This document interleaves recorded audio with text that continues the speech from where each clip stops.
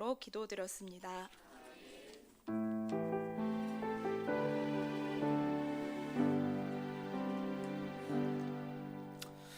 하나님 말씀 보겠습니다. 에베소서 6장 19절에서 20절의 말씀 저희 함께 보도록 하겠습니다. 에베소서 6장 19절에서 20절 말씀 저희 한 목소리로 함께 읽겠습니다. 시작. 또 나를 위하여 구할 것은 내게 말씀을 주사 나로 입을 열어 복음의 비밀을 담대히 알리게 하옵소서 할 것이니 이 일을 위하여 내가 쇠사슬에 매인 사신이 된 것은 나로 이 일에 당연히 할 말을 담대히 하게 하려 하심이라. 아멘. 아멘. 우리 옆에 계신 분들께 이렇게 인사해 봤으면 좋겠습니다. 나와 당신은 어쩔 수 없이 스파르타입니다.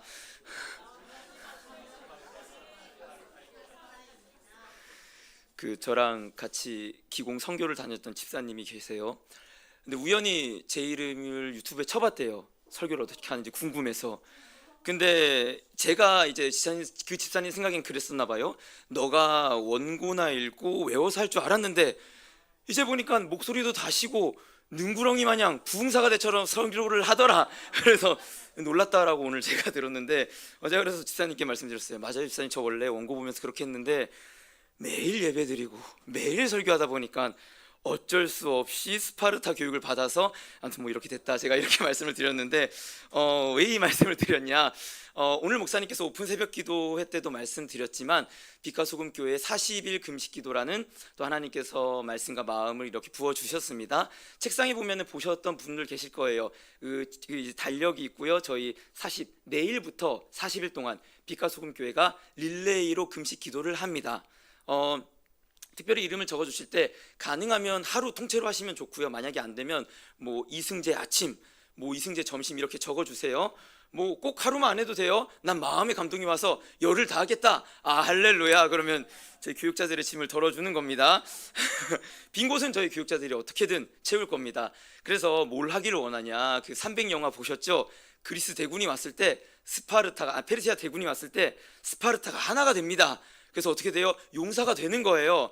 빡세게 훈련 받습니다. 부흥사처럼 보이는 거예요.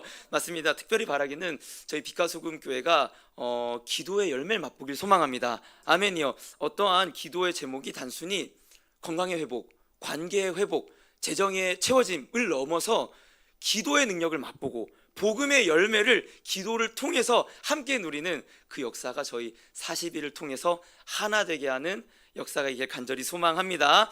네, 그래서 감동이 오시는 대로 책상도 있고 뒤에 유리창에도 있어요. 적어주시면 아마도 간사님이나 저희 이윤 전도사님께서 그 당일날에 금식입니다 오늘 하면서 문자 보내실 거예요. 잊지 않게.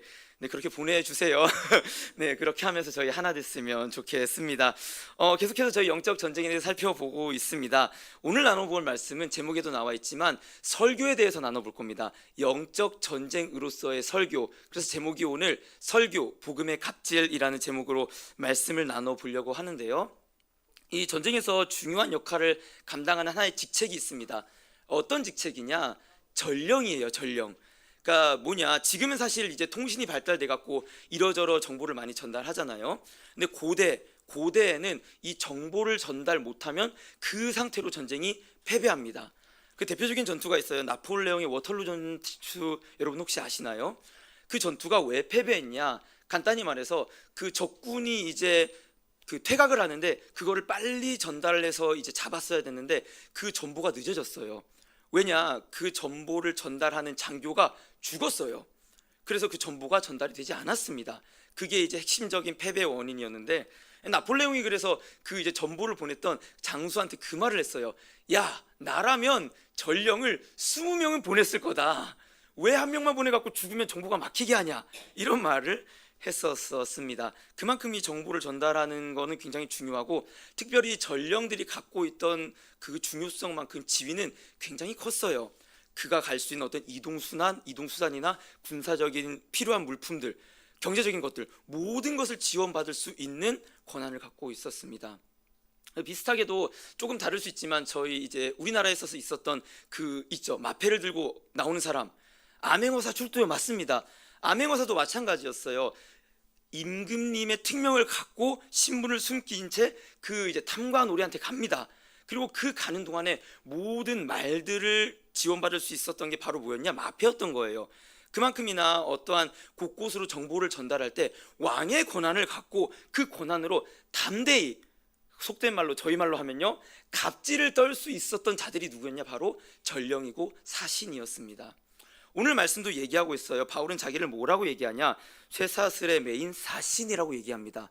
뭐냐? 본인은 왕의 명령, 하나님의 말씀을 가진 사신이라고 얘기하는 거예요. 그리고 그러한 권한을 가진 자기는 복음으로써 담대히 말씀을 전할 수 있도록 기도해달라고 얘기를 하고 있습니다. 오늘 그래서 나눌 말씀은 무엇이냐? 이 설교가 영적 전쟁에서 어떠한 위치를 차지하고 있는지, 비단 설교자가 아니더라도 설교자를 중보하는 여러분들은 어떻게 함께 이 설교를 위해 싸워줘야 되는지 말씀을 살펴보기를 원합니다. 궁극적으로 빛과 소금 교회가 복음 전파에 하나가 되는 은혜가 있기를 간절히 소망합니다. 아멘이요. 저희 다시 한번 말씀 볼게요. 에베소서 6장 19절 말씀 함께 다시 읽겠습니다. 시작. 나를 위하여 구할 것은 내게 말씀을 주사 나로 입을 열어 복음의 비밀을 담대히 알리게 하옵소서 할 것이니. 아멘. 저희가 지난주까지 계속 살펴봤던 게 뭐냐? 기도에 관한 내용이었어요. 계속 살펴봤던 내용 중에 왜 기도를 해야 되냐? 왜 중보를 해야 되냐? 지금이 마지막 때이기 때문에. 마지막 때는 어떤 때예요? 미혹의 때라고 했어요. 미혹의 때는 무슨 때예요? 말씀을 혼란시키는 때. 그러니까 말씀이 들어가지 않는 때이기 때문에 중보해갖고 그리스도를 알게 하소서. 아멘. 바울이 딴 기도 안 했어요. 대학을 잘 가게 하소서. 노멘. 그런 얘기 안 했어요. 내 다리가 건강하게 하소서. 아니요. 바울은 감옥에 갇혔어요. 건강을 위해서 기도하지 않았어요. 다른 걸 위해 기도하지 않았어요. 뭘 위해서 지금 중보 요청을 하고 있어요? 내가 담대히 복음을 알리게 하옵소서 할 것이니. 아멘. 그 얘기를 계속 하고 있습니다. 여러분, 이 영적 전쟁과 설교가 어떤 연관이 있나요? 아까 말했어요. 영적 전쟁을 하는 이때는 마지막 때예요. 여러분들은 분명히 명심하셔야 됩니다. 미혹의 때를 살고 있어요. 여러분들이 세상에 사는 그 동안에 말씀은 점점 희석됩니다. 복음을 따라 사는 가치보다 세상을 따라 사는 가치가 더 크게 느껴지는 때에 살고 있습니다. 복음의 능력은 희미해지고 복음대로 살지 못하는 여러분들은 불구와 같은 존재들입니다. 그때 여러분들을 살릴 수 있는 게 뭐예요? 다시 복음을 듣는 거예요. 그러기 때문에 설교가 중요한 거예요. 딴 거 없어요, 사실. 그러기 때문에 설교는 영적 전쟁으로서 왕이신 하나님의 명령을 전달하는 전령이에요. 저희는 사신이에요. 그렇기 때문에 담대히 복음을 전하게 하도록 바울은 기도하고 있고, 바울의 기도를 쭉 살펴보면 이러한 동일한 맥락이 나타나요. 골로새서 4장 2절 3절 제가 읽어볼게요. 기도를 계속하고 기도에 감사함으로 깨어있으라.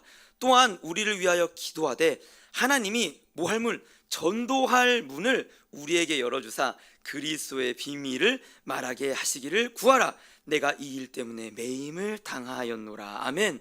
똑같이 이 에고에고 빌빌대고 골골대는 감옥에 옥중서신이에요. 똑같이 감옥에 갇혔는데 바울이 골로새 교회에게 얘기하는 거예요.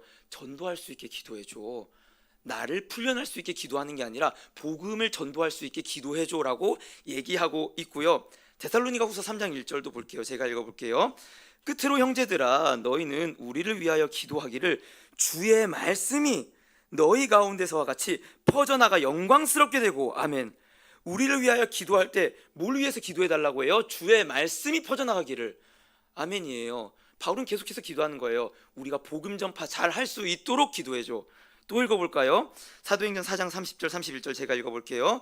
손을 내밀어 병을 낫게 하시옵고 표적과 기사가 거룩한 종 예수의 이름으로 이루어지게 하옵소서 하더라. 그러니까 이제 초대교회가 기도를 한 거예요. 이렇게 예수의 이름으로 기도하고 나서 31절에 어떤 일이 있었냐? 빌기를 다음에 모인 곳이 진동하더니 무리가 다 성령 충만하여 담대히 하나님의 말씀을 전하니라. 아멘. 여러분들 지난번에 살펴봤지만 기도의 연장선은, 그러니까 성령 안에서의 기도는 반드시 중보로 이어집니다. 어떤 중보요? 그 영혼이 그리스도를 알기를, 하나님을 알기를. 그렇다면 이 기도의 종착점은 또 어디로까지 연장되는 거예요? 복음이 올바르게 전파되기를. 아멘이요. 우리의 기도의 종착점은 반드시 뭐 설교자가 좋아서 뭐 목사님이 좋아서, 아니요, 그렇지 않아요. 올바른 기도의 방향성은 반드시 그리스도를 알게 되고 그리스도를 알게 하는 이 복음의 전파를 위해 기도할 수밖에 없다는 사실입니다. 그러니까 여러분들, 저희가 영적 전쟁이라고 뭐 영적인 싸움이라고 할 때 반드시 기억해야 될 건 무엇이냐? 저희의 영적인 공격은 늘 어디로부터 오냐? 복음을 전하지 못하게 하는 걸로부터 오는 거예요. 쉽게 말하면 무슨 말이냐? 여러분들이 교회에 와갖고 이제 분란을 일으킨다. 그거는 사실 뭐예요? 복음을 막기 위한 사단의 도구로 간택받은 거예요, 여러분들이. 딴 게 아니에요. 뭐 그냥 사람의 감정을 상해하는, 아니요. 마귀는 그런 거에 하등 관심이 없어요. 그 일로 하여금 교회 분란을 일으키고 복음이 전파되는 걸 막게 하는 것. 교회뿐만 아니에요. 여러분들 각자에게 주신 하나님의 사명이 있습니다. 아멘. 아멘이에요. 분명히 그 사명은 반드시 복음 전파의 사명이에요. 다른 거 없어요. 물론요, 뭐 밥을 주면서 그 영혼을 즐겁게 할 수도 있겠죠. 그러나 그거의 최종 종착점도 반드시 복음 전파입니다. 근데 만약에 저와 여러분들의 사명을 사단이 막고 있고 미혹하고 있다면 저희를 어디로 인도하는 거예요?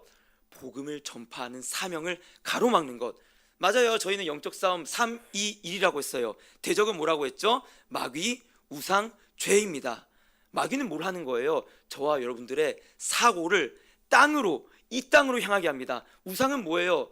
저와 여러분들이 받은 은사, 물질, 재능, 시간, 인생, 그걸 다 우상에게 넘겨주는 겁니다. 죄는 뭐예요? 저와 여러분들을 하나님으로 만들어서 그 복음 전파의 사명이 아니라 나의 이름을 전파하는데 쓰게 만듭니다. 그때 이러한 영적인 상황에서 필요한 분이 바로 누구이십니까? 예수 그리스도이십니다. 아멘이요. 그래서 우리는 예수 없이는 절대로 영적인 전쟁을 싸울 수 없다라고 바울은 계속해서 얘기하고 있습니다. 여러분들, 그렇다면요, 이 영적 싸움에서 이 설교가 가진 가치, 이 예수를 전하는 설교의 가치를 저희는 알고 있다면요, 그러면 진짜 이 영적 싸움을 하게 하는 그 설교란 무엇입니까? 맞아요. 사실은 감사하다면 감사한 것은 한국 교회만큼이나 이 설교에 대해서 관심이 많은 나라는 없어요. 전에도 말했지만 이제 그 목회 트렌드 연구소에서 조사했을 때 자기의 신앙에 가장 영향을 주는 게 뭐냐? 1위 설교예요. 바람직한 모습일 수 있습니다. 말씀을 중요시한다라는 거예요. 근데 여기에서 조금 더 자세히 살펴볼 건 무엇이냐? 맞아요. 저희는 말씀의 홍수의 시대에 살아가고 있습니다. 그러면 어떤 말씀이 저희의 영혼을 싸우게 하는 말씀이냐 이거예요. 어떤 설교가 진짜 영적인 싸움에서 승리를 하게 하는 설교냐 이 말이에요. 그거 없이 아무 말씀이나 들으면요, 바닷물을 마시는 겁니다. 바울은 명확하게 영적 싸움을 싸울 수 있는 설교가 무엇이냐? 19절 다시 한번 볼까요? 19절에 이렇게 분명히 얘기하고 있어요. 나로 입을 열어 복음의 비밀을 담대히 알리게 하옵소서. 아멘. 바울이 말하고 있는 영적 싸움으로서의 설교는 무엇이냐? 복음의 비밀을 담대히 알리게 하옵소서. 아멘이요. 바울이 말하는 설교는 복음의 비밀을 담대히 말하는 설교입니다. 여러분들, 그런데 한번 생각을 해볼까요? 왜 바울은 복음의 비밀을 담대히 말하게 해달라고 기도를 했을까요? 굉장히 흥미로운 부분인데요. 바울을 생각하면 이런 이미지가 떠오를 거예요. 바울은 정말 앞뒤 안 가리고 그냥 마치 전차처럼 복음만 전하는 그랬던 일꾼, 사도, 이렇게 여기는 분들이 많을 거예요. 실제로 그랬는데 바울은 실은 복음을 전할 때 두려움을 갖고 있었습니다. 한번 볼까요? 고린도전서 2장 3절 말씀 제가 한번 읽어볼게요. 내가 너희 가운데 거할 때 약하고 두려워하고 심히 떨어노라. 지금 바울은 얘기하고 있어요. 아니, 그렇게 불과 같은 바울이 고린도 교회에 말씀을 전할 때 뭐라고 해요? 두려워했다라고 얘기하고 있어요. 또 볼까요? 사도행전 18장 8절 9절 여러분들이 한번 읽어볼게요. 시작. 또 회당장 그리스보가 온 집안과 더불어 주를 믿으며 수많은 그리스도 믿어 세례를 받더라. 밤에 주께서 환상 가운데 바울에게 말씀하시되 두려워하지 말며 침묵하지 말고 말하라. 아멘. 밤중에 이게 보세요. 그 전절에 뭐라고 나와요? 세례를 받는 자들이 많았어요. 많이 세례를 받았어요. 근데 그 다음 절 한번 보세요. 밤에 예수님께서 바울의 환상에 나타나서 뭐라고 말씀하십니까? 두려워하지 마. 바울아, 두려워하지 마 얘기하고 있어요. 여러분, 물론 학자들은 이제 의견이 분분해요. 바울이 뭘로 두려워했을까? 어떤 학자들은 이 바울이 기본적으로 갖고 있었던 안질, 건강의 문제, 또 어떤 학자들은 이 고린도 안에 있는 어떤 문화의 상황들, 또 어떤 학자들은 외적인 핍박, 맞는 것들, 이런 걸로 두려워했을 거라고 얘기해요. 근데 정확히 알 수 없어요. 제가 말하고자 하는 건 무엇이냐, 여러분들, 분명한 사실은 뭐냐, 사탄은요 복음 사역자들로 하여금 말씀을 못 전하도록 두려움을 준다는 사실입니다. 예, 여러분, 이걸 분명히 기억해야 돼요. 바울같이 담대하고 직진으로만 향했던 그 바울조차도 두려움을 느꼈어요. 하물며 연약한 말씀 사역자들은 그 두려움을 느낀다 안 느낀다? 느낀다는 거예요. 사탄이 제일 좋아하는 건 무엇이냐? 이 영적인 공격으로서 복음이 선포되는 걸 막는 것, 그게 목적이기 때문에 사단의 제1의 공격 순위는 장로도 아니고 권사도 아니고 말씀 사역자입니다. 맞아요. 이게 성경이 계속 보여주고 있는 사실이에요. 그리고 실제로 사탄이 어떻게 이 사역자들을 공격하고 방해하는지 간단히 살펴볼 텐데, 데살로니가전서 2장 18절 보면요, 그러므로 나 바울은 한 번, 두 번 너희에게 가고자 하였으나 누가 막았어요? 사탄이 우리를 막았도다. 일단요, 물리적으로 사탄이 공격하고 제약을 합니다. 디모데전서 3장 7절 볼게요. 또한 외인에게서도 선한 증거를 얻는 자라 할지니 비방과 마귀의 올무에 빠질까 염려하라. 이건 이제 바울이 디모데 제자에게 얘기를 하는 거예요. 근데 어떤 얘기를 하냐? 너가 선한 증거가 있어야 돼. 그러니까 한편으로 말하면 인격적으로 좀 모나지 않았으면 좋겠어. 왜? 마귀가 그걸 올무에 빠지게 하기 때문이야. 그러니까 여러분들, 물론 이 디모데전서 3장 7절이 그런 의도는 아니지만 사탄은요 이 말씀 사역자의 인격을 갖고 실족하게 합니다. 그러니까 내가 말씀을 전할 수 있을 만한 자인가? 나같이 형편없고 인격적으로 떨어지는 사람이 과연 하나님의 거룩한 말씀을 전할 만한 자격이 있는가? 이 마귀의 올무에 빠지지 않기 위해서 선한 증거를 가지라고 디모데에게 얘기하고 있을 뿐더러, 고린도후서 12장 7절 제가 읽어볼게요. 여러 계시를 받은 것이 지극히 크므로 너무 자만하지 않게 하시려고 내 육체의 가시 곧 사탄의 사자를 주셨으니 이는 나를 쳐서 너무 자만하지 않게 하려 하심이라. 아멘. 물론요 이 문맥에서 말하는 사탄의 가시는 안질일 것이고, 사도 바울이 얘기하는 것은 나에게 이러한 질병을 주신 것은 자만하지 않게 하기 위해서, 교만하지 않게 하기 위한 하나님의 은혜다. 아멘이요. 내 은혜가 내게 족하다 하는 그 말씀을 하고 있는 건데요, 거꾸로 생각하면 그런 말일 수도 있습니다. 사탄은요 저희 사역자들을 어떻게 해서 넘어뜨리냐? 교만하게 만들어요. 반대로 살펴보면요, 한편으로는 건강하게 만들어요. 굉장히 뛰어난 사역자로 만듭니다. 그래서 교만하게 하니까 오히려 하나님께서 사탄의 그러한 전략을 질병으로 바꿔서 겸손하게 한다는 거예요. 근데 여러분 한번 생각을 해보세요.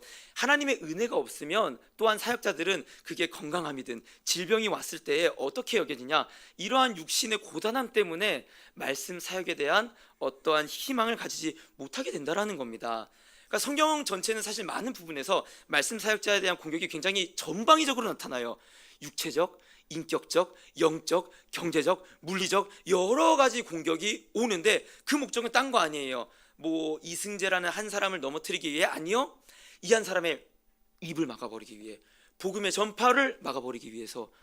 사탄의 목적은 딴 거 없어요. 그게 영적 전투에서 사단이 할 수 있는 가장 효율적인 짓이기 때문에 그렇습니다. 전령 하나를 없애보세요. 그 부대가 파괴됩니다. 그러니까 이런 전령을 없애는 거죠. 전에도 한번 얘기를 한 적이 있는데, 저와 같았던 신대원 동기 형이 있어요. 근데 그 형의 사모님이 목사님 딸이에요, 실은. 그런데 사역에 대해서, 아니 엄밀히 말하면 영적으로 굉장히 병들었던 그런 사모님이었던 것 같아요. 그래서 이제 그 형이 목회하는 걸 마음에 안 들어 했어요. 마음에 안 들어 하다가 갈등을 겪고 결국에는 이혼까지 갔어요. 그래서 그때 얘기한 것처럼 그 이혼 하기 전에 이제 조정하는 그 법정에서 뭐라고 얘기했냐? 이제 아내 측에서 받은 피해가 뭐냐? 이런 얘기를 하는 거예요. 제가 남편 때문에 사역으로 도구처럼 소비됐다. 사람들 앞에서 나를 원숭이처럼 인사시켰다. 이렇게 얘기를 하는 거예요. 그 형이 너무 착해갖고 어쨌거나 이혼을 했습니다, 실제로. 실제로 이혼을 하고 휴학을 하고 너무나도 말씀의 은사가 있었던 형인데 그렇게 됐어요. 근데 최근에 그 형이랑 이제 연락이 닿았는데 하나님께서 감사하게도 그 형에게 어떠한 새로운 또 짝을 허락해 주셨어요. 그러니까 이제 어쨌거나 그 자매가 그래갖고 위자료를 엄청 가져갔어요. 그리고 이제 꽃뱀이었던 거죠, 한마디로 보면은. 근데 그러한 모든 상황을 옆에서 지켜보던 어떠한 그 모르겠어요, 모성애를 느낀 한 자매가 이제 그 형을 이제 안타깝게 여기고 연애를 하다가 이제 결혼을 하기로 결정이 되고 11월에 이제 결혼을 한다라고 이제 저한테 얘기를 해주셔갖고 그래도 감사하다라 했는데 제가 한번 물어봤어요. 형, 다시 사역할 생각 없어? 다시 말씀 전할 생각 없어? 있대요. 하고 싶대요. 원하기만 하면 하고 싶대요. 사모님은 어때? 감사해도 그 새로 하나님께서 맺어진 사모님도 당신이 말씀 사역했으면 좋겠어. 이렇게 얘기를 해주는 거예요. 아니 그래서 저는 이제 그러면 올해까지 관두고 이제 올해 말에 신대원 복학하면 되겠다 하는데, 아니 이 형이 그 맥 빠지는 소리를 하는 거예요. 무슨 소리를 하냐 그런 거예요. 근데 승재야, 내가 걱정과 고민이 돼. 아니 무슨 고민? 이전에 있었던 사모도 말씀 이제 목회하는 것에 시험과 걸림이 돼서 못했는데, 지금 있는 아내도 말은 이제 목회를 응원한다고 하지만 실제로 사역을 하면은 나의 목회를 도와줄까? 그런 고민이 돼. 그래서 내가 가는지 아닌지 모르겠어. 이거 뭐 김 빠진 맥주 같은 소리죠, 완전히. 실은 이제 옛날 승재 같은 소리인 거예요. 그래서 제가 형한테 분명히 말했어요. 형이 그 아내의 행복을 책임진다고 그 아내가 행복해져? 그 과거의 아내의 행복을 위해서 형이 그렇게 노력했잖아. 근데 실제로 그 결과가 좋았어? 아니라고 얘기를 해요. 그래서 제가 형한테 한마디 더 했어요. 만약 하나님께서 형을 말씀 사역자로 불렀다면은 형이 말씀 사역에 순종할 때 하나님께서 아내를 책임지실 거야. 아멘이에요. 이게 아멘이에요. 진짜 이게 아멘. 저는 아내를 못 책임집니다. 안 책임진다고 말하긴 좀 그래요. 실제로 못 책임집니다. 못 책임지는 거예요. 맞아요. 저는 책임질 능력이 없어요. 그러나 하나님께서 정말 저를 말씀 사역의 길로 불렀다면 제가 그걸 순종할 때 다 채워주십니다. 전 그걸 믿어요. 그게 저의 복음의 마패예요. 하나님께 그냥 들이미는 거예요. 하나님, 저 순종했잖아요. 채워주세요. 하나님이 인도해 주세요. 오늘 목사님 그 새벽기도 말씀처럼 능력에 맞는 일이 아니라 일에 맞는 능력을 주세요. 아멘. 맞아요. 말씀 사역자들에게는 이러한 어떠한 담대한, 이러한 어떤 복음의 갑질의 정신이 필요한데 이게 많이 무너졌어요. 실은 너무나도 많이 무너졌고 너무나도 많이 잃어버렸고, 그러한 사탄의 공격에 말씀 사역자들이 완전히 훅훅훅훅 넘어가고 있는 현실을 저도 겪고 있고요, 여러분들도 실제로 보고 있습니다. 그러니까 바울이 지금 이렇게 기도하는 것, 나로 하여금 담대히 복음을 전하게 하소서라는 기도는 오늘날 정말 필요한 기도이며 여러분들이 해줘야 되는 기도입니다. 바울이 사역자한테 부탁한 거 아니에요? 여러분들에게 부탁했습니다. 그렇다면 여러분들 더 나아가서 알 것은 무엇이냐? 바울은 이거를 담대히 복음을 전하게 해달라고 기도하였을 뿐만 아니라 뭘 얘기했냐? 이 복음의 비밀을 담대히 전하게 해달라고 기도를 했었어요. 여러분, 그러면 이 복음의 비밀이라는 게 도대체 무엇입니까? 맞아요. 설교자가 세워지는 과정 가운데서 담대함도 필요합니다. 어떠한 경제적인, 재정적인 모든 아까 말했던 사단의 공격으로부터의 보호가 필요합니다. 그러나 가장 중요한 건 무엇이냐? 사역자는요, 말씀 사역자는 복음의 비밀이 무엇인지 알아야 됩니다. 복음의 비밀이 무엇인지 골로새서 1장 26, 27절 함께 읽겠습니다. 시작. 이 비밀은 만세와 만대로부터 감추어졌던 것인데 이제는 그의 성도들에게 나타났고 하나님이 그들로 하여금 이 비밀의 영광이 이방인 가운데 얼마나 풍성한지를 알게 하려 하심이라. 이 비밀은 너희 안에 계신 그리스도시니 곧 영광의 소망이니라. 아멘. 뭐라고 합니까? 이 비밀은 너희 안에 계신 그리스도시니 영광의 소망이니라. 아멘. 여러분들, 이 복음의 비밀이 실은 무엇입니까? 간단해요. 예수 그리스도예요. 구약에서 쭉 얘기하고 있던 그 메시아가 예수 그리스도다. 복음의 비밀은 딴 거 가르치는 게 아니에요. 예수 그리스도이십니다. 그러나 여러분, 저는 사실 가장 걱정되는 건 무엇이냐? 아까 말한 것처럼 담대함이 사라진 거 걱정돼요. 근데 그거보다 더 걱정되는 건 뭐냐면요, 많은 설교자들이, 많은 신학생들이 예수를 모르고 설교해요. 이 강단에서 예수라는 이름이 한 번도 등장하지 않고 끝나는 설교가 넘쳐나고 있다는 사실입니다. 저는 담대히 선포하는데요, 예수가 선포되지 않은 설교는 설교가 아닙니다. 정말이에요. 왜요? 복음의 비밀을 말하고 있지 않기 때문이에요. 또한 뿐만 아니라 예수가 설명되지 않는 설교는요 결코 하나님께 영광이 될 수 없습니다. 예를 들어 볼게요. 만약에 제가 여러분들에게 이러한 설교를 한다고 생각해 봅시다.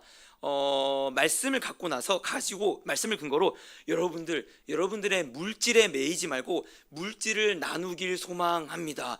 아멘. 이러면서 뭐 설교가 끝났다고 쳐봅시다. 근데 여러분들 생각을 해봅시다. 제가 여러분들에게 여러분들의 물질을 나눠주세요라고 했을 때 실제로 이 말을 듣고 다음날 돌아가갖고 내가 가지고 있는 물질을 나눠줄 사람이 몇이나 될까요? 저는 솔직히 말해서 이렇게 말했을 때 아멘한 사람들의 아멘을 믿지 않습니다. 왜냐고요? 마틴 루터가 이에 대해서 교리적으로 이런 얘기를 했어요. 왜 사람들이 물질을 나눠주지 않는가? 그에 대한 답으로 뭐라고 했냐? 지금의 사람들에게 돈은 단순히 돈이 아니기 때문이다. 이게 중요한 거예요. 단순히 돈이 아니다. 그럼 돈은 뭐냐? 지위이고 평안함이기 때문이다. 이해가 되세요? 이 말을 하는 거예요. 뭐냐? 죄인인 저희들은 돈을 저희의 지위로 삼는다는 겁니다. 돈으로 저희를 입증한다라는 거예요. 저희의 지위를. 거기에서 나의 존재를 찾는다는 거예요. 뿐만 아니라 돈으로 저희는 평안을 삽니다. 맞아요. 실제로 통장 잔고가 많을 때 저희 마음에 여유가 넘칩니다. 평안이 넘칩니다. 근데 여러분들 이 복음에 대한 설교를 할 때 제가 참 좋아하는 팀 켈러 목사님은 뭐라고 했냐? 복음을 설교하는 건 무엇이냐? 그 돈이 단순히 돈이라는 사실을 보여주는 설교여야 된다는 뜻입니다. 무슨 말이냐? 결국에는 돈이 우리의 지위와 평안이 아니라 그리스도가 우리의 지위요 평안이라는 비밀을 알려줘야 된다. 아멘이요. 뭘 전하는 거예요? 저희는 이 강단에서 뭘 선포하는 거예요?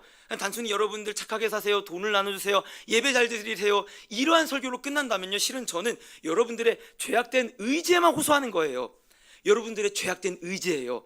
여러분들의 죄악된 의지에 돈 좀 나눠주세요, 예배 좀 잘 드리세요, 섬기세요. 그게 의미가 있을까요? 아니요, 전혀 의미가 없어요. 그래서 누구를 전해야 되냐? 돈은 단순히 돈입니다. 그럼 여러분들의 지위는 어디에서 옵니까? 이는 내 사랑하는 자요 기뻐하는 자라고 말씀하신 예수 그리스도 안에서 여러분들은 충분히 용납받았습니다. 아멘. 돈 안에서 저와 여러분들이 입증받은 게 아니라 예수 안에서 입증받았다는 사실, 그 비밀을 알려주는 겁니다.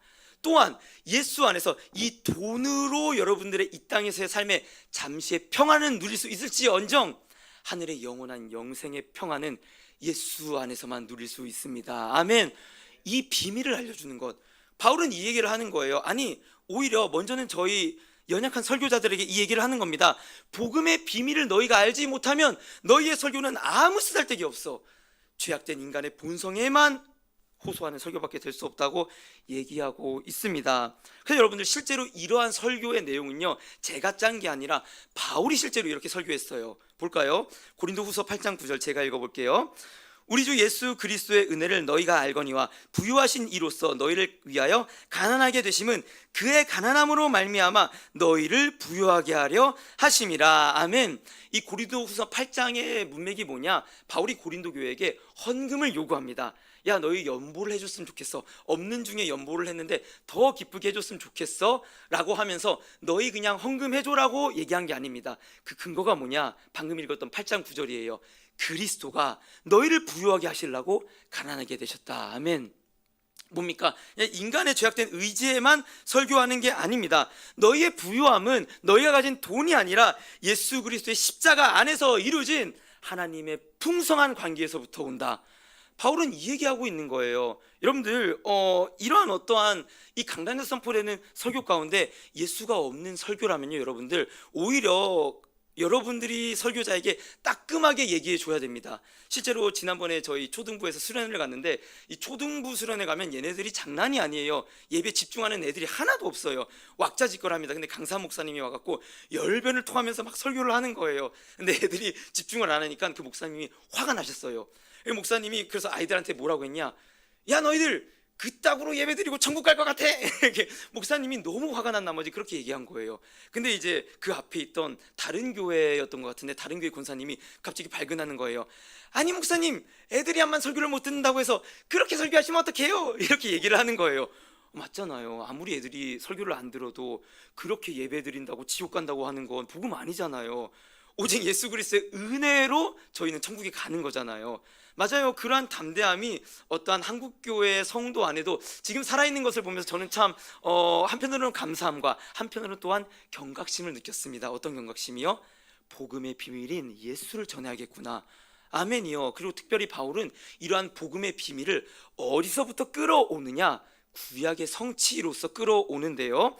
이러한 이제 헌금을 하기를 원해. 그 근거는 그리스도의 가난하게 되심이 너희의 지금의 부유함의 결과이기 때문이야 라고 하면서 그 성취가 어디로부터 왔냐? 고린도 후서 8장 15절 제가 읽어볼게요.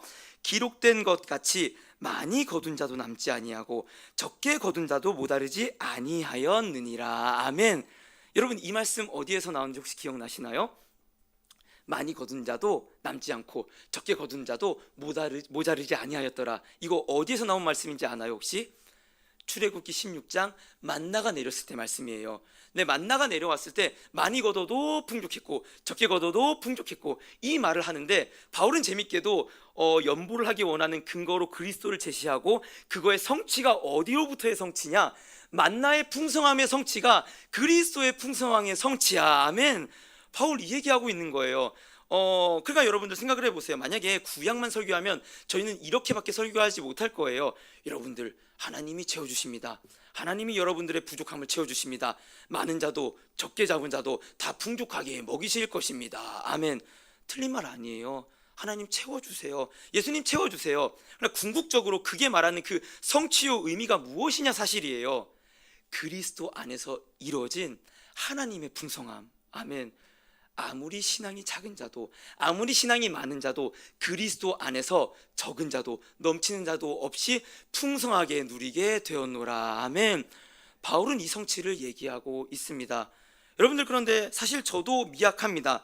이러한 어떤 그리스도의 비밀을 구약 안에서 풍성하게 끌고 와서 단순히 인간의 죄악된 의지에 호소하는 설교가 아니라 그것을 이루신 승리를 전가한 예수를 선포하느냐 안 하느냐, 이 차이는 너무나도 큰 차이입니다. 싱글레어 퍼거슨이라고 하는 학자가 있어요. 옛날 책인데 구약에서 그리스도를 설교하기라는 얇은 책을 썼어요. 실은 저는 그 책을 직접 보진 않았고 요약본을 봤었어요. 근데 그 책에 굉장히 유명한 예화가 하나 나오는데, 어떤 예화가 나오냐? 만약에 구약의 사무엘상 17절에 다윗과 골리앗의 사건을 갖고 설교를 할 때 두 가지 설교를 할 수 있습니다. 첫 번째 설교, 여러분들도 다윗처럼 준비해서 여러분들의 원수와 싸워 이기십시오. 이런 설교를 할 수 있고, 두 번째 설교는 그 다윗으로 나타난 예수께서 원수의 머리를 짓밟은 승리를 여러분들은 이미 소유하셨습니다. 아멘이요. 두 가지 설교가 있는 거예요. 여러분들은 다윗처럼 닮아서 여러분들의 재능과 은사를 개발해서 여러분들의 삶에서 승리하십시오, 이렇게 설교를 할 건지, 아니면 그 승리를 전부 다 이루신 예수의 승리를 전가받은 자라는 것을 선포할 것인지요. 맞습니다. 여러분들, 실은 빛과 소금 교회 강단이 정말 귀한 이유는 바로 여기에 있습니다. 이 강단은 예수의 피가 흘리는 강단이기 때문입니다. 이 강단은요, 구약에서부터 하나님께서 그토록 선포해온 예수 그리스도의 승리가 선포되는 강단이기 때문입니다. 여러분들, 저는 간절히 바라기는 이러한 강단에서의 예수에 대한 선포가 강단에서 그치는 것이 아니라 여러분들의 말씀을 보는 눈에도 회복되길 소망합니다.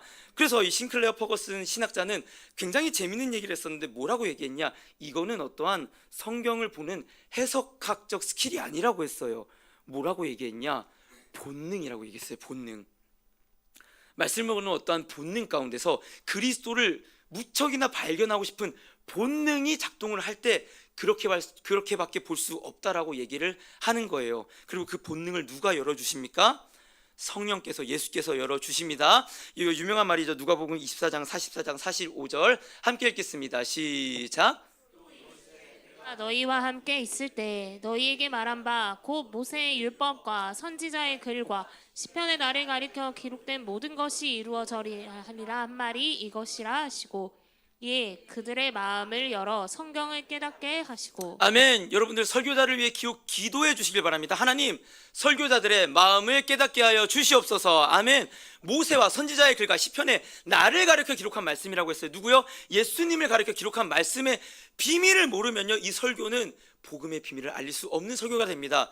여러분들 명심하시길 바라요. 예수님은 더 나은 참된 아담입니다. 아멘. 왜요? 아담이 이루지 못한 순종을 예수께서 이루시고 저희에게 전가해 주셨기 때문입니다. 아멘이요. 예수님은 더 나은 참된 아벨입니다. 왜요? 아벨의 피는 땅에서 호소하기만 했지만 예수의 피는 저희는 의인 되도록 호소하기 때문입니다. 아멘이요. 예수는 또한 더 나고 참된 모세입니다. 왜요? 모세는 이스라엘 사이에서 중보했지만 그의 생명을 하나님 받지 않으셨습니다. 그러나 하나님께서는 예수님의 생명을 받으심으로 예수님은 우리의 중보자가 되셨기 때문입니다. 예수님은 더 낫고 참된 아브라함입니다. 왜요? 아브라함은 본토 친척 아비의 집을 떠나는 순종을 보여주셨지만 예수님은 하늘 보좌를 떠나시고 우리 가운데로 오셨기 때문입니다. 아멘이요. 예수님은 또한 더 낫고 참된 이삭입니다. 왜요? 이삭은 제물로 바쳐질 뻔했지만 예수님은 제물로 실제로 바쳐졌기 때문입니다. 예수님은요 더 낫고 참된 야곱입니다.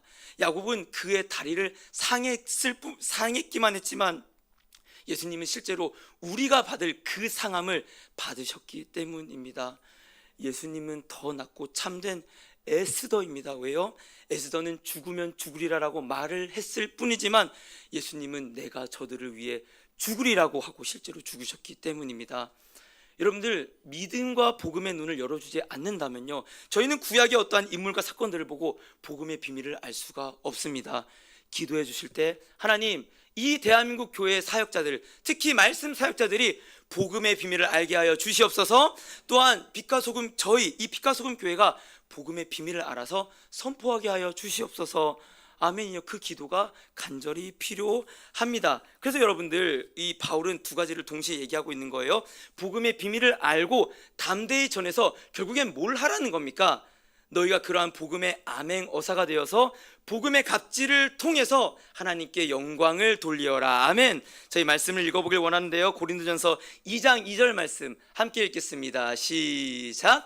내가 너희 중에서 예수 그리스도와 그가 십자가에 못 박히신 것 외에는 아무것도 알지 아니하기로 작정하였음이라. 아멘. 바울이 얘기하고 있어요. 다른 거 안 말했어요. 내가 너희 중에 예수 그리스도와 그가 십자가에 못 박히신 것 외에는 아무것도 알지 아니하기로 작정하였습니다. 제가 참 좋아하는 마틴 로이드 존스 목사님이라고 몇 번 말했을 텐데요. 묘비명에 적혀져 있는 성경 구절이 요거예요. 내가 그리스도와 그가 십자가에 못 박힌 것 외에는 아무것도 알게 하기로 원치 아니하기로 작정하였습니다. 여러분 맞습니다. 바울의 이러한 담대함이 어디서부터 나오는 걸까요? 첫째는 내가 이러한 복음의 비밀을 알게 되었다는 사실로부터요. 그리고 성령께서 주시는 그 담대함으로부터 다른 건 눈치 보지 않는다. 다른 건 알리지 않는다. 내가 복음의 비밀 예수 그리스도만 알린다. 아멘. 그 얘기를 하고 있습니다. 갈라디아서 1장 10절에 그래서 이렇게 얘기하는 거예요. 이제 내가 사람들에게 좋게 하랴 하나님께 좋게 하랴 사람들에게 기쁨을 구하랴 내가 지금까지 사람들의 기쁨을 구하였다면 그리스도의 종이 아니니라. 아멘. 여러분들 설교자에게 필요한 담대함은 이것입니다. 사람들의 눈치 보지 않습니다. 사람들을 기쁘게 하지 않습니다. 오직 하나님께 영광을 돌립니다. 아멘. 그 길이 무엇이에요? 유일한 길, 복음의 비밀, 예수 그리스도입니다. 아멘. 여러분들 그렇다면 이거를 저는 사실은 비단 설교자에게만 적용시키고 싶진 않습니다. 물론 설교자, 평신도 이렇게 나누는 단어를 저는 좋아하진 않지만 어떻게 그러면 설교 사역자가 아닌 다른 사명을 갖고 있는 여러분들에게 적용시킬 수 있을까요? 여러분 딴 거 아니에요. 사실 설교의 사명을 감당하는 자도 예수를 위해 살고 예수를 전하며 삶이다. 맞죠? 여러분들도 마찬가지예요. 여러분들이 예수의 복음의 비밀을 알고 그거를 전하기 위해 산다면 여러분들도 설교자입니다. 아멘이요. 여러분들도 설교자의 사명을 감당하는 그리스도의 종입니다. 그래서 에베소서의 마지막에 저희가 방금 읽었던 나의 복음의 전파를 위해 기도해줘 이후에 나오는 그 바울의 말이 뭐예요? 여러분들이 한번 읽어볼까요? 에베소서 6장 21절 22절 읽겠습니다. 시작. 나의 사정 곧 내가 무엇을 하든지 너희에게도 알리려 하노니 사랑을 받은 형제여 주 안에서 진실한 일꾼인 두기고가 모든 일을 너희에게 알리리라. 우리 사정을 알리고 또 너희 마음을 위로하기 위하여 내가 특별히 그를 너희에게 보내었노라. 아멘. 바울이 얘기하고 있어요. 복음의 전파를 위해 기도해줘. 그 바로 다음 구절에 어떤 얘기를 하냐? 나의 사정을 알고 있는 진실한 일꾼인 두기고가 너희를 위해 갈 거야. 그를 환대하고 그가 너희를 위로할 거야. 지금 어떤 얘기를 하는 거예요? 바울 또한 말씀의 복음의 비밀을 알았기 때문에 복음을 위해 삽니다. 마찬가지로 두기고도 이 복음의 일꾼으로서 나를 돕는 자라고 얘기하는 거예요. 무슨 말이냐 여러분, 뭐 강단에서 설교를 한다고 위대한 자예요? 설교하지 않는 자들은 위대하지 않는 자예요? 아니잖아요. 그런 거 없어요. 밥을 지어도 복음을 위해 짓습니다. 돈을 벌어도 복음을 위해 돈을 법니다. 맞아요. 딴 거 아니에요. 그냥 말씀 사역자는 말씀을 맡은 자로서 복음의 비밀을 전하는 걸로 사용받는 도구입니다. 마찬가지예요. 여러분들은 어떤 도구예요? 복음을 위한 도구예요. 여러분들도 복음을 위한 도구입니다. 제가 전에도 얘기했었지만 그 치과기공 선교를 한다라고 어떤 결심을 했을 때 제 꿈은 하나가 있었어요. 뭐냐? 돈 많은 장로가 되고 싶었어요. 저는. 왜냐? 제가 선교지에 가갖고 틀니를 만들어 주는데 선교사님들이 돈 때문에 너무 걱정을 많이 하는 거예요. 뭐 이제 예를 들은 거예요. 어떤 한 교회에서 뭐 10만 원을 보냅니다. 근데 그 10만 원을 어떻게 썼는지 알려달라는 거예요.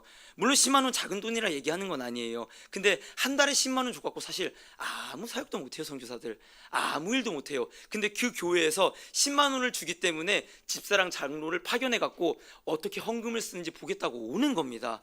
여러분 그게 뭡니까? 돈 왜 법니까?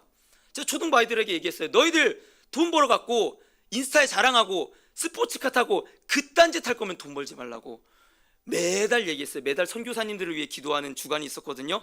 선교사님들의 기도 제목을 알려주면서 너희 돈 많이 벌라고, 그래서 너희 돈 다 선교지에 보내라고. 맞아요 여러분들.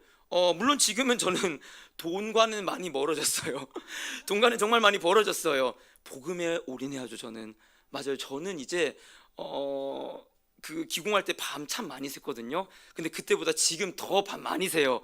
그때는 돈 벌기 위해서 밤샜습니다. 지금은요 복음의 풍요함을 발견해서 여러분들에게 그 비밀을 먹이기 위해서. 아멘. 맞아요 여러분들. 저도 밤새서 연구해서 여러분들의 영적 싸움에 도움이 되는 말씀을 먹일게요. 여러분들 돈 열심히 벌어주세요. 그리고 그 재물을 갖고 하나님 나라를 위해 섬겨주세요. 하나님 나라를 위해 기쁘게 사용해 주세요. 저는 돈이 없는데요. 괜찮습니다. 몸으로 때우세요. 몸으로 때우시면 됩니다. 기쁘게 섬겨주세요. 감사로 섬겨주세요. 여러분들의 삶과 각처에서 그리스도를 아는 냄새로서 복음의 비밀을 아는 자로서 살아주세요. 그게 바로 여러분들이 싸우는 영적 싸움이고 승리하는 싸움입니다. 아까 말했던 것처럼 그 집사님이 이제 필리핀에 이제 이번에도 틀니를 만들어주고 와갖고 얘기를 하시는데 제가 참 많이 안타까웠던 그런 부분이 있었어요. 뭐냐? 저랑 그 집사님이 가서 선교를 했던 그 거점이 있어요. 근데 그 선교사님이 이제 참 사역을 잘했어요. 바울처럼 현지 사역자들을 세우고 교회를 세우고 이제 그랬던 사역자인데 코로나 이후에 미국으로 코로나가 걸리면서 치료와 함께 어떠한 일정 때문에 미국으로 갔어요. 근데 코로나가 벌써 지난 지 몇 년이에요? 6년이 지났나요? 6, 7년이 지났잖아요. 근데 그 선교사님께서 지금도 필리핀에 못 돌아오고 계십니다. 실은 어떠한 물론 사정이 있겠지만 저랑 집사님께서 내린 결론은 무엇이냐? 미국에서 정착하기로 했다는 것. 그렇게 열심으로 말씀을 위해서 섬겼던 그 선교사님이 결국에는 사역의 지침과 고단함 때문에 미국에서 거주하기로 결정했다는 것. 그리고 왜 그렇게 확정을 내렸냐? 실제로 학교 사역을 하시고 계셨는데 이번에 온 기도 편지로부터 뭘 받았냐면은 학교를 폐교하겠다라고 결정을 내렸던 거예요. 맞죠? 5년 동안 그 선교사가 이제 교장으로 있었던 그 학교에 선교사가 못 왔잖아요. 그럼 그 학교를 누가 받아주겠습니까? 실제로 그 선교사님은 이제 그 학교를 위해서 굉장히 미국에서 본인이 마트에서 일해갖고 그 돈을 벌어갖고 그 학교에 있는 교사들에게 월급을 줄 정도로 열정이 있었던 선교사님이세요. 근데 제가 이제 그때는 청년이었기 때문에 그냥 선교사님 고생하신다, 제가 선교한 것만 했었는데 지금 와서 돌아보니까 물론 제가 쉽게 판단할 수는 없겠지만 선교사님이 하셨어야 되는 선택은 돈을 벌기 위해 직업 전선에 뛰어드는 게 아니라 미국의 삶을 내려놓고 필리핀으로 들어와야 됐던 게 선교사님이 해야 됐던 올바른 복음의 헌신이었다라고 생각이 듭니다. 왜냐? 복음의 비밀을 맡겼기 때문에. 돈을 맡긴 게 아니에요. 능력을 맡긴 게 아니에요. 복음의 비밀을 맡겼기 때문에 복음의 비밀을 전하지 않는 자에게 하나님께서 재정을 끊어버리십니다. 하나님께서 사명의 길을 끊어버리십니다. 저는 이거 보면서 굉장히 많이 느꼈어요. 그러면서 이제 집사님이 얘기하는 거예요. 자기는 봉사하라고 틀리 만드는 게 아니라고, 이 틀니를 만들어 줌으로써 그 선교지에서 사람들의 눈이 어머나 휘둥그레지는 거예요. 야, 내가 교회를 다녔더니 일단 연약하잖아요. 야, 교회를 다니니까 1년치 모아서 만드는 틀니를 만들어주네. 지금 저희가 틀니 만들어도 비싸요. 근데 그 사람들은 바나나 1년 동안 따서 한 번도 안 팔아야 틀니 겨우 만들거든요. 근데 이제 교회를 잘 다니는 장로님 권사님들이 틀니를 끼는 걸 보는 거예요. 어머, 나도 교회 한번 다녀볼까? 이것 때문에 틀니 만들다는 거예요. 근데 선교사님이 말씀을 못 자르니까 힘이 빠진다는 거예요. 내가 그 비행기 타고 가고 틀니 만들어주는 게 힘이 빠진다, 맥이 빠진다, 이런 얘기를 했었습니다. 여러분들 특별히 한국교회와 또 선교사님들을 위해 기도해 드릴 때 하나님, 말씀 사역자들이 복음의 비밀에 미치게 하여 주시옵소서. 복음의 비밀에 미치게 해주시옵소서. 그 예수의 영광이 너무나도 크고 아름다워 갖고 그거를 안전하면 미칠 것 같은 불붙는 마음이, 예레미야에게 임했던 불붙는 마음, 하나님이 나보다 강하여서 내 마음이 불붙는 것 같사오니 내가 이 말씀을 전하지 않고는 못 견디겠나이다. 이 마음을 말씀 사역자들에게 허락하여 주시옵소서. 복음의 비밀을 밝히 알고 전할 때 하나님, 평신도로서 저희들은 그 복음의 사역에 전폭적으로 지원할 수 있도록 사명 감당하게 하여 주시옵소서. 여러분, 특별히 목사님께서 얘기하셨어요. 저희 빛가수 민철 목사님 얘기하셨잖아요. 칼을 차고, 한 손엔 칼을 차고 한 손엔 성벽을 짓는 거예요. 맞아요. 저와 여러분들이 지어야 될 성벽의 영역의 부분들이 반드시 있습니다. 물질이면 물질의 은사를 받은 대로 넉넉하게 섬겨주시길 소망합니다. 또한 여러분들이 받은 어떠한 관계의 은사가 있으시다면 전도해 주세요. 최재용 권사님 축복합니다. 감사합니다. 하나님께서 능히 사용하시는 것에 정말로 감사해요. 정말로 맞습니다. 여러분들, 관계의 은사가 있으신 분들 영혼을 살피시고 그 영혼들을 데려와 주세요. 또한 섬겨 주세요. 또한 여러분들이 갖고 있는 어떠한 모든 은사들 부분에서 크고 작게 섬기는 은사들 속에 빛과 소금 교회에 성벽이 세워지기를 소망합니다. 여러분, 특별히 기도해 주실 때요, 다음 주에 필리핀 선교를 떠납니다. 목사님께서 말씀해 주셨지만 믿지 않는 사람이 4명, 그리고 나머지 이제 외부에서 가는 선교팀의 복음을 알고 믿는 자들도 있다고 해요. 특별히 간절히 바라기는, 먼저는 기도해 주실 것은 그러한 음악 선교가 단순히 어떠한 K-팝을 전하러 가는 거 아니잖아요. 저희 음악 자랑하러 가는 거 아니잖아요.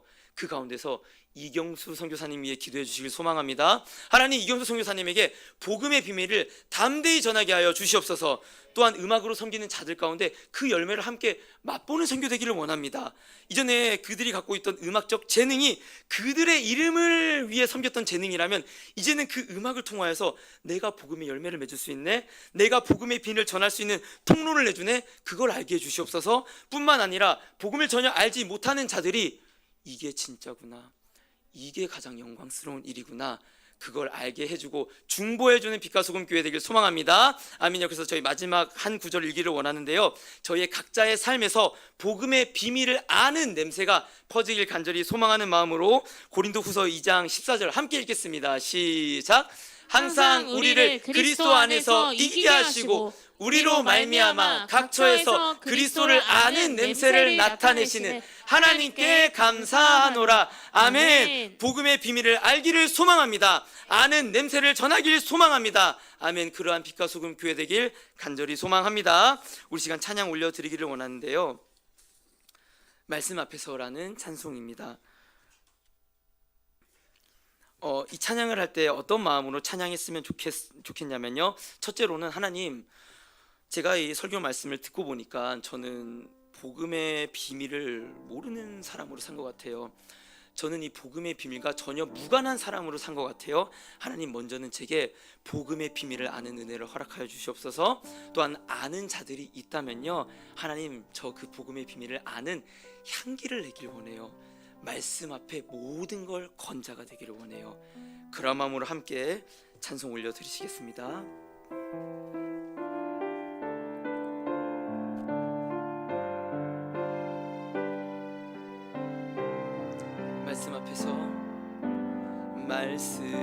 앞에서 경외함으로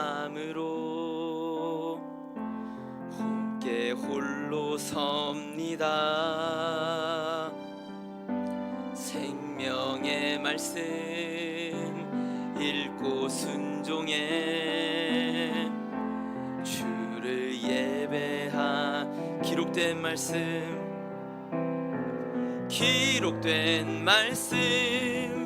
힘이 있어서 진리로 우릴 거룩해 하며 거룩한 말씀 세세 영원히 복음이 되어 말씀하시네. 하나님 말씀에 두려워 떠는 자 그 말씀에 생명